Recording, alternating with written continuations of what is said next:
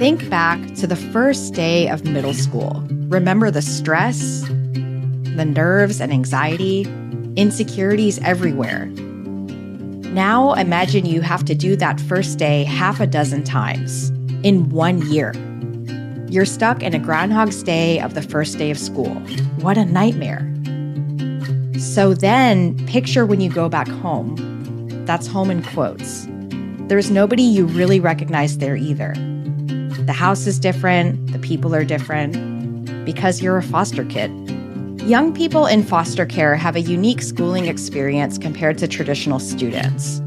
Frequent home placement changes, absences and tardiness, and transportation logistics are common challenges that foster youth face when trying to get to and through school. Which leads us to an important question that for us is really one that's at the heart of this podcast season. How can schools best support students in foster care? This is Among Us, a podcast from UCLA's Center for the Transformation of Schools that unpacks the often invisibilized experiences of students. We'll hear from two guests today, a youth advocate from Brooklyn who shares her experiences as a foster student, and a systems leader overseeing foster youth programming at a county office of education, serving one of the largest numbers of foster youth in the country. Our guests share from their perspectives about the role of K-12 schools, including county education offices, school staff and teachers, and others that comprise a school community, and how they can either help or impede young people in foster care from thriving. Coming up next.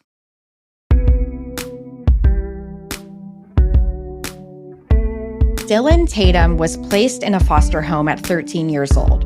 She moved around Brooklyn and Queens, being placed in a total of 9 foster homes in 5 years. As you can imagine, this impacted her greatly and affected the quality of her education. Dylan had challenges throughout her K-12 education, especially with transportation and overall having a sense of stability. But Dylan found her voice in school and poured herself into extracurriculars. She learned how to advocate for her needs by self-identifying as a foster youth to her teachers and was educating them about the realities of the foster care system. After high school graduation, Dylan pursued a degree in criminology and sociology. She's now working to help foster youth connect with resources as a member of the Youth Advisory Board with Fair Futures, a New York City initiative that advocates for young people navigating the foster care system. They make sure that young people's needs are met and they have access to supportive adults. Her wisdom and passion for foster youth advocacy shine through her inspiring conversation with Dr. Joe Bishop. Let's hear more. Tell me about your role in your work currently with Fair Futures, Dylan. So I currently serve on the Youth Advisory Board with Fair Futures. Fair Futures is a New York City initiative that really advocates for young people and older teens who are really navigating the foster care system, ensuring that their needs are met and that they have access to a lifeline. And that lifeline is a coach who provides them with tutoring, one-on-one coaching, helping them kind of set goals for themselves and really develop a plan to meet those goals and really just be there, that support as they navigate the foster care system and for some transitioning out of adulthood. And my personal experiences of transitioning out of the foster care system with limited resources is what inspired me to want to be a support for other young people, be an advocate not only for myself, but for young people who will come behind me. Tell me more if you're comfortable. So you said you had limited resources to navigate. What does that, like in concrete terms, mean for folks listening? I entered foster care at the age of 13. So at that point, I was really getting ready to complete my 8th grade year. I was applying to high school. And then my life just kind of did a 180. And being separated from my family really broke down that normalcy that I had in my life. And being in the foster care system, I didn't live with my siblings throughout most of that experience. I was on my own, essentially. Yes, I lived in a foster home, but it's not the same type of support that you're getting from like a parent or, someone that is actually guiding you through life. So even like in high school, I struggled to attach myself to resources that would be beneficial to my academics, like tutoring. And I was able to eventually get those resources by self-disclosing to my teachers, to the principal, to folks who are in the schools, so that they can understand what I was going through and they can help me acclimate to the transitions into a new school, a new environment, a new normal. And you're with one foster family through most of that time, or? I transitioned through about 9 homes. I spent a little over 5 years in care. And mostly in Brooklyn or throughout the state, or could you say more about that? I lived in Brooklyn and Queens. I initially was in the care of my grandmother. She did the best that she could, but we were eventually fully immersed into the foster care system within 3 months of contact. And when you look at your other siblings, are you still in contact with them, or? We do have a relationship. My grandma was really the cornerstone of that relationship. She was the glue to the family. So while we lived in separate foster homes, we were able to see each other through her. She also resided in Brooklyn. So that is something that I'm so grateful that I was able to keep with me throughout my experience. But it's still difficult building relationships with, families that have spent a lot of time apart. No, absolutely. What did that mean for your educational experience? Yeah. School for me has always been my thing. I always loved learning. I enjoyed like my English classes, my government classes. School is also where I really learned to use my voice, is where, I was able to communicate and essentially educate my teachers on what is foster care, what does it mean to be a ward of the state. And it's just so crazy because like my experience in foster care is so relevant, and how that kind of came about. I was having issues getting to school, traveling from one part of Brooklyn to the complete opposite side of Brooklyn. Transportation was heavy, but I was also experiencing some issues in the home with my Metro card. And my school was like, this is the second time that, your Metro card has been stolen. What is going on? And at that point, that's when I was like, this is what's happening. This is beyond my control. I want to be here. I was in a lot of extracurricular activities to keep me stimulated, to keep me busy. So like, the evidence was there, but there was just a lot of difficulty in that being consistent. But from there, I was able to really enjoy high school and kind of map out college can become my reality. There are different steps that I have to take, and, getting that documentation prepared and making sure that I have what I need to apply. But I was able to get the resources that I needed, tutoring. I was even able to enjoy a prom and my graduation, and that was all paid for by my teachers. Paid for by your teachers? Yes, my teachers. Wow. So a lot of people ask, what did your teachers teach you? What do you think you taught educators who you've interacted with? I think I taught them the importance of listening to the voices of young people. Even as an adult now, in the position that I sit in the policy space, it's our job, the educator's job, to teach and, to have a lot of answers for a lot of things. But there are some situations that are a little bit more complex and more difficult to navigate. And sometimes listening to the voices of young people can give you a sense of direction on where to go. So by self-disclosing, they were able to advocate for me and support me in making sure that I didn't have to navigate this process on my own, and also be aware of other young people who may be encountering the foster care system or just difficult transitions throughout the school year. That's a perfect segue. So when you think about youth voice in shaping policy and decision-making, what are you learning now in this space that you feel listeners should understand about how decisions are made, how young people can be at the center of decisions? I heard a powerful quote recently. I can't quote who it was from, but it was something along the lines of, the people who have the power have to be willing to put it down and pick it up with the people who do not have that power. And that was just just such a transformative statement because it really reshapes how we think change and how we incorporate youth voice into that process. And the Youth Advisory Board stands really strong in making sure that, youth voice is amplified, but also is included in that process of change. I think when we reframe, I'm doing this for you versus I'm doing this with you, you get a different result. And I think that's just so important as we navigate these systems and try to create the change that we want to see. It's a partnership. Tell us about the partnership for Fair Futures and your role on the advisory board, and how many other young people are involved in that process. So our board has grown over time. It's something that is available for young people to join because we serve young people who are in middle school up until the age of 26. So the Youth Advisory Board, I don't know the exact number we're at right now. I want to say about 10 to 15 young people who are currently active on the board. And what we do is that we use a youth-led approach to addressing the issues that impact young people with the foster care background, and also develop a plan on how we will create the change. And some of that looks like a lot of advocacy efforts in getting funding that is baselined for coaches for young people in middle school. And we have been able to not only secure that funding for younger folks, but also for older young people who transition out of foster care and still need that support when they're navigating adulthood. Wow. Well, congratulations. And when you think about Fair Futures and your work, like what have you accomplished that you think is the most exciting that you want listeners to understand?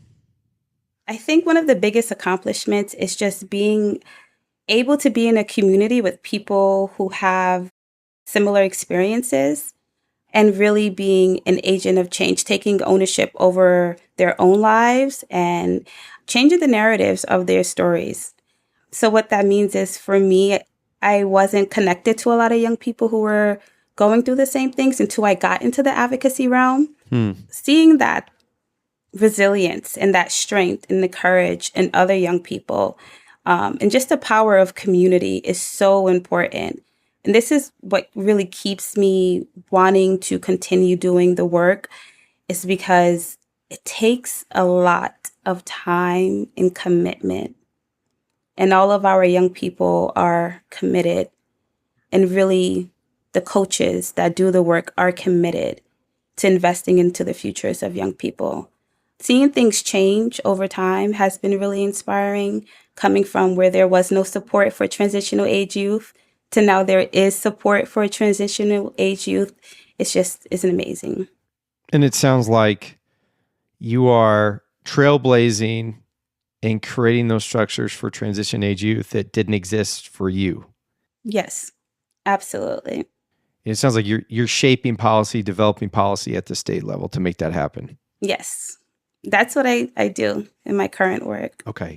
What's one thing you want listeners to understand about the foster system or about foster youth? One thing that I want folks to know about the foster care system is that it's very complex to understand the experiences of young people.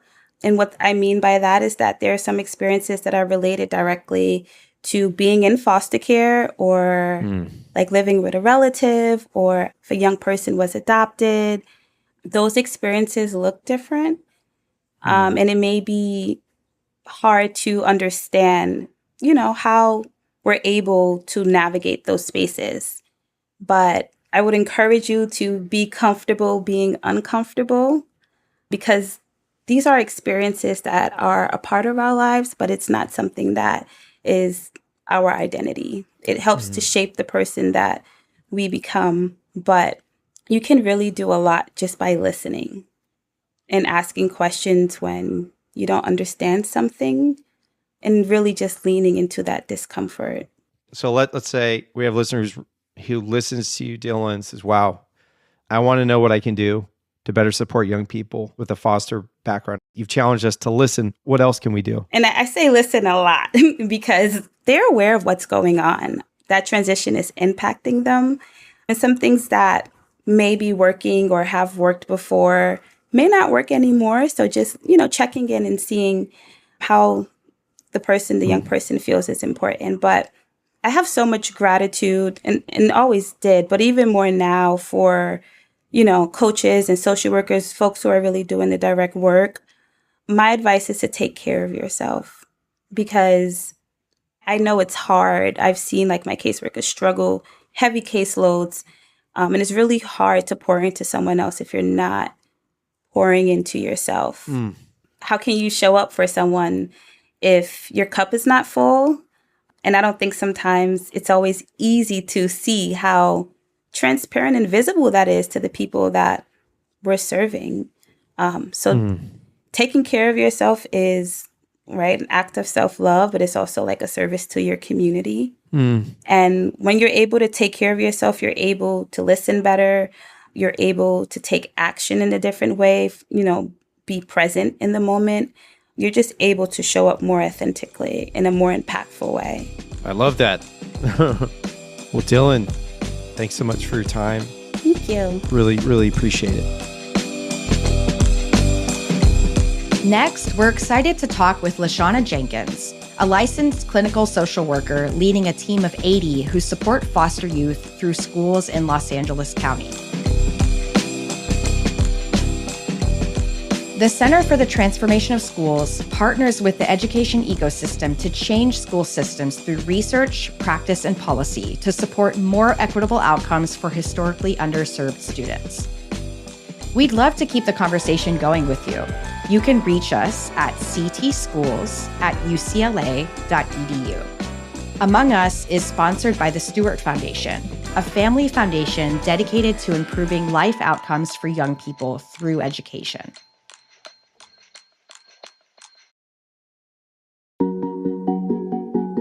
CTS collaborates with remarkable and essential organizations to drive transformative change in our schools, like this one. Hello, my name is Sandra Gaska, and I work at the Annie E. Casey Foundation as a vice president of the Center for Systems Innovation. In 2018, a group of young leaders and advocates with foster care experience who participate with the Annie E. Casey Foundation's Jim Casey Youth Opportunities Initiative, they started engaging in conversations around the root causes of trends and outcomes for older youth experiencing foster care, specifically permanency outcomes. Many of them had aged out of the system without a lasting family connection or had experienced adoptions and guardianships that didn't really give them the enduring support that they needed. So these fellows envisioned what it would look like to make sure more young people could leave foster care with a sense of stability and belonging provided by a loving, lasting, and legal family. The Annie E. Casey Foundation is a financial supporter of the UCLA Center for the Transformation of Schools. Dr. Shona Jenkins began her career as a foster care social worker. She now supports over 30,000 foster youth as the project director of the Foster Youth Services Coordinating Program at the Los Angeles County Office of Education. Social workers are responsible for the well-being and welfare of our children, but local education agencies are there to make sure they're also prioritizing students' education. Her team provides support, training, and technical assistance to school districts, social workers, probation officers, and caregivers. They also provide a lot of direct support to students, including weekly check-ins, academic support to graduate on time, help with job applications and resumes, financial literacy, and even lead dance classes.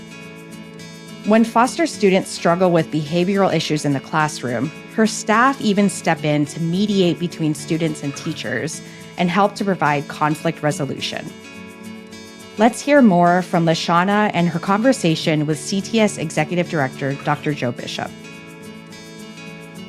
What does this mean in terms of your title day-to-day and the work you do at the county, leading an education agency which serves the most children in the child welfare system in the country? Like, what does that mean for you? What do you do? So I'm responsible for leading an awesome team of individuals that provide support to school districts, social workers, probation officers, caregivers, and students here in Los Angeles County, and specifically our youth in foster care. We focus on building the capacity of our partners. So that looks like, what does that look like? It's training, providing training to our partners. We also provide technical assistance. We have a number of publications that provide technical assistance to districts around the educational rights of youth in foster care. And then also I focus on building those cross-system collaborations. So pulling our partners from probation, Department of Children and Family Services, community agencies, and the districts coming together to work together to support our youth in foster care. How big is this team? Oh, that's a good question. We've grown. When I first got here in 2019, there were about 33 on our team. Right now, we're approaching 80. Wow. So within the Foster Youth Services unit, we have a total of 4 programs. We have the Foster Youth Services Coordinating Program, which is a mandate per the California Department of Education. And within that unit, as I mentioned, we focus on building the capacity of districts, not only the districts, but also partners in child welfare, probation, foster parents, and our students.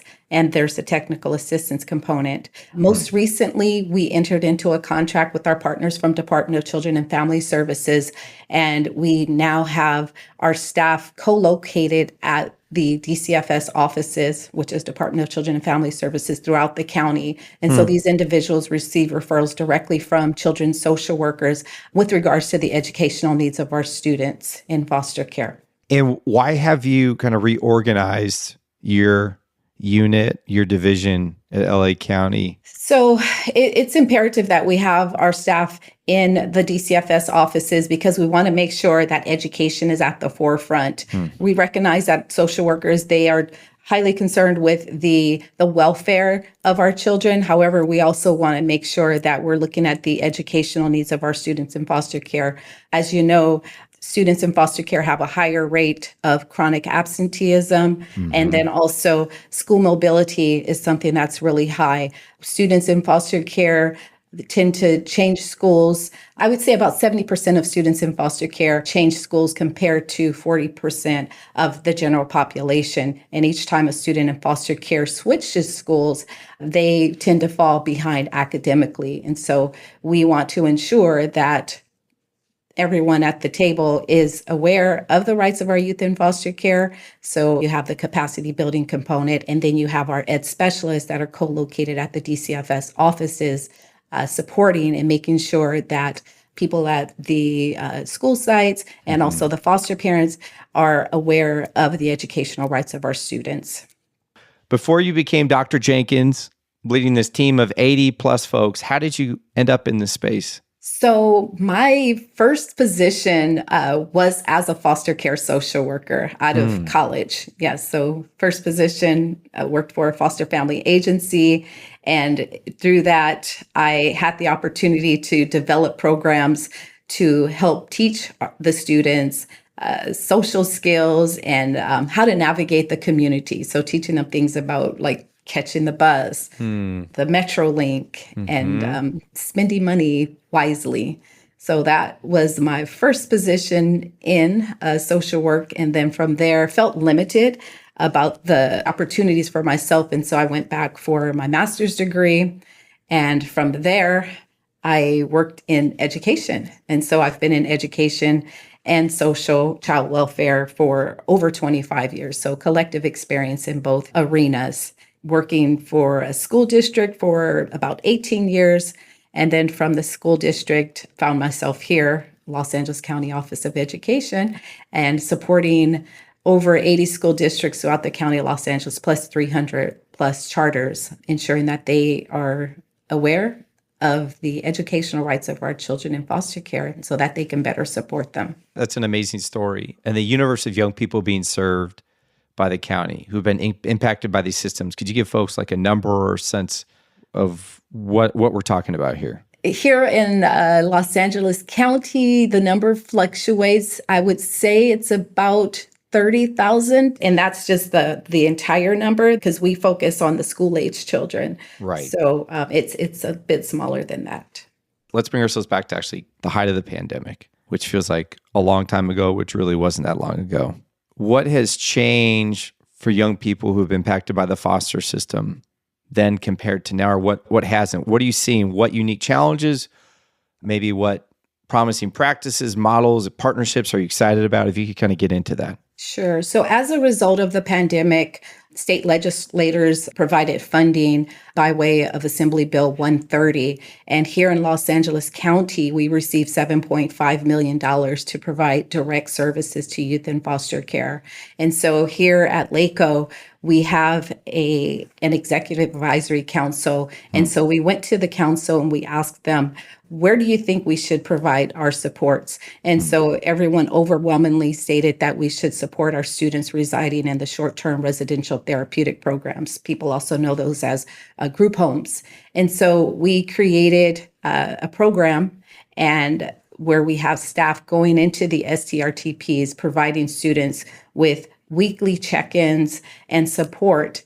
So with that, we also provided a request for proposals, and we had 3 agencies that we were able to award funding to also provide direct services to youth in foster care. So we have youth in the short-term residential therapeutic programs that we are supporting here at LACO, and then we also have our community agencies, our partners, providing support to youth in foster care as well. Again, direct supports. As a result of the pandemic, students lost a lot of instruction time. We believe that that's something our students have not been able to get back. And so that's something that our students will continue to need, that instructional time. So any way that we could find that instructional time and provide it to our students and help us to close that achievement gap, that would be helpful.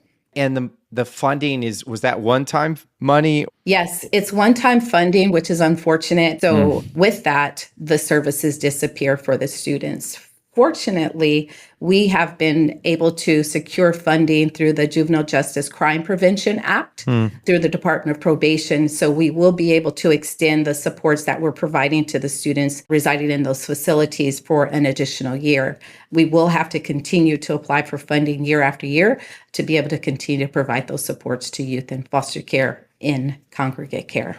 So it sounds like you've been able to show the value of an integrated approach with probation, the Department of Children and Family Services with the one-time funds, and are now still able to continue providing some of these services. Yes, absolutely. We're able to continue the services thanks to our partners in probation for recognizing the value and the support that our team members are providing to the youth. When you think about the stories and the young people who've been impacted by these programs and even this really comprehensive model that you're still building, right? Yes. What are some stories that listeners should take away and understand from the services and programs you provide and the young people and families that they impact?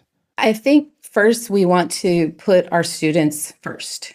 We're all coming from different agencies and everyone has a different goal.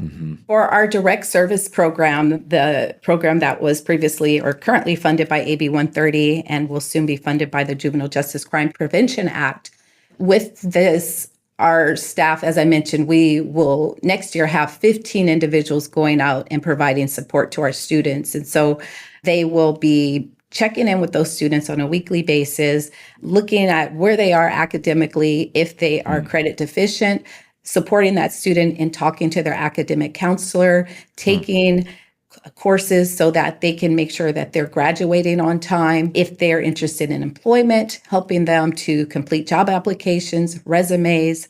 We also have individuals going into the short-term residential therapeutic programs and speaking about their experiences. These are individuals with lived experience. So they were either in a foster home or a STRTP, and sharing with them how they can turn their lives around and be successful. We have individuals going and teaching financial literacy.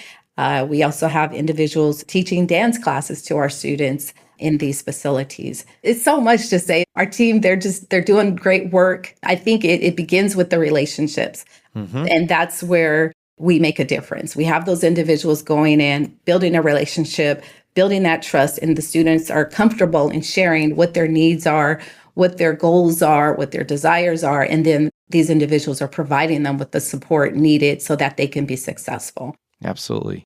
I think about my kids and how much as a parent you have to step in and help out and be a link and connection. And you use your educational, social capital, And it sounds like you're trying to create these bridges for young people who may not have that one person who's looking out for them in all these spaces. Is that right?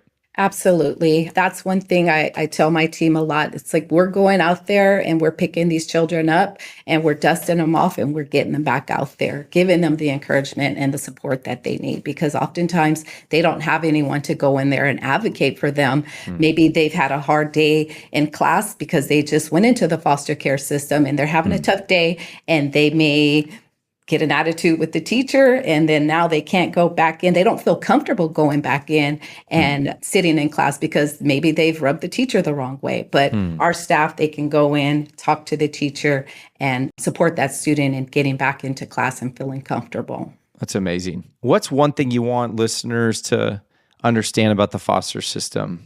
The system is complicated. There's room to grow. It takes all partners doing this work to come together to continue to develop it and get it to where we need it so that we can better support our students. As far as our students, we have to keep in mind that one strategy is not going to fix everyone's problems.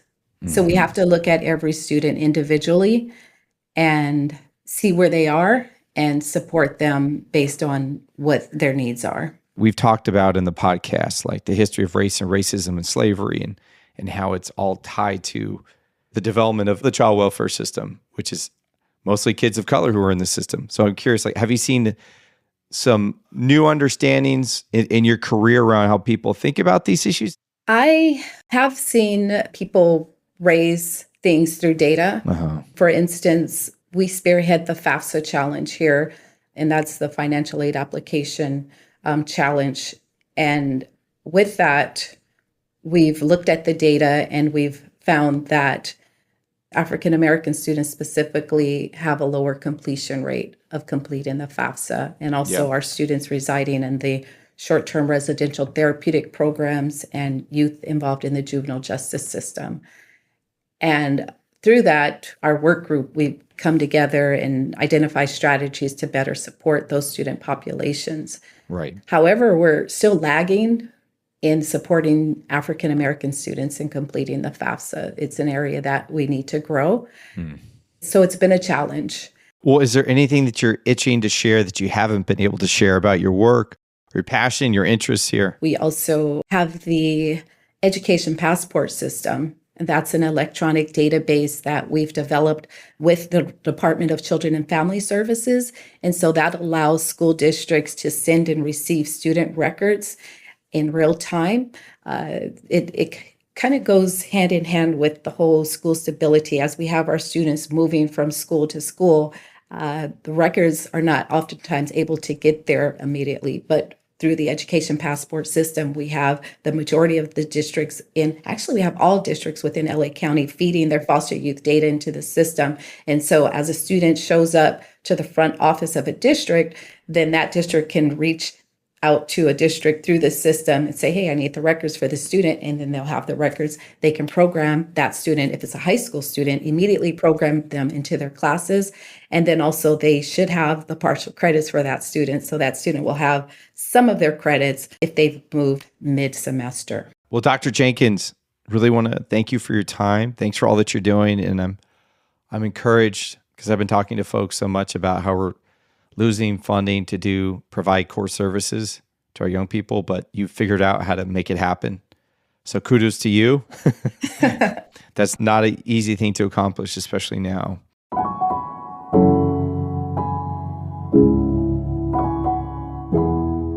Shona and her team amplify the importance of cross-sector collaboration and interagency integration to better support foster youth. Bridges are being built, and Shona urges other changemakers to step in and help build them. But she urges us to remember that a one-size-fits-all strategy is not the best approach. We need to support each student individually. Shona also highlighted some innovative programs that solve logistical challenges that can have pretty serious consequences for foster students. One of those programs is the Education Passport System that enables real-time record sharing between school districts. This way, when a foster student moves to a new school, they're able to join courses immediately without delays that may otherwise cause them to fall behind academically. Throughout this season's conversations, a theme has emerged. We need to include the voices of students with lived experience and partner with them to improve the system. LA County's Office of Education has 5 foster youth voice representatives, young people in foster care who join staff meetings and panels, co-facilitate trainings, and help with program development. This is a great example that can be modeled by other organizations who want to integrate youth voice in a meaningful way.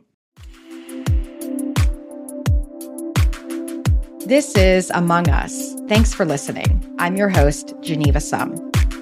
Among Us is a podcast by the Center for the Transformation of Schools in the School of Education and Information Studies at UCLA. Caitlin McAloon is the production coordinator.